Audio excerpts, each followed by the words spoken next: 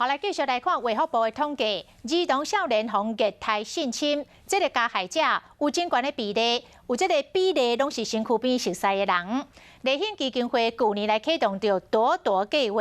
由受过训练的老师到学校去甲学生囡仔分享绘本，教囡仔安怎来保护家己。今仔日的真相急先锋要甲大家讲，建立这个社会安全网有偌尔重要。那时候我很小，我才3岁，所以其实我也不知道我到底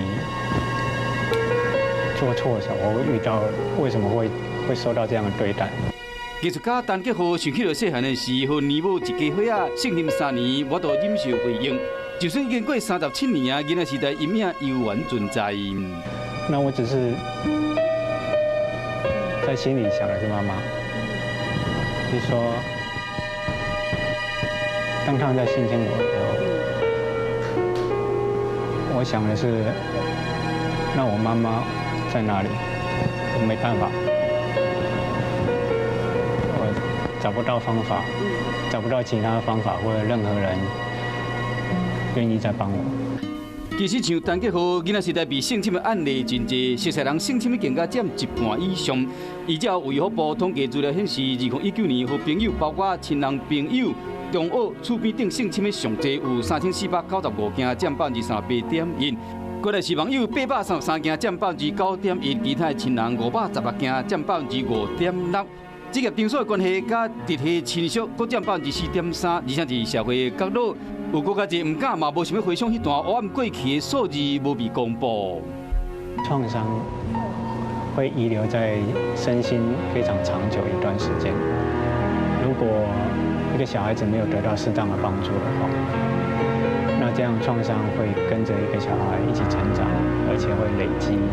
甚至扭曲跟扩张。那他需要被保护，需要有人介入给予帮助，那他才有机会开始进行复原的工作。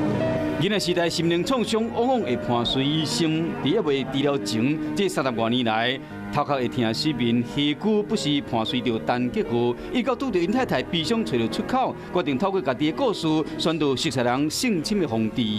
我要人们可以说出他遇过的事，对他信任的人。我先用国外的运动 ，Me Too， 回到国内的 Me Too。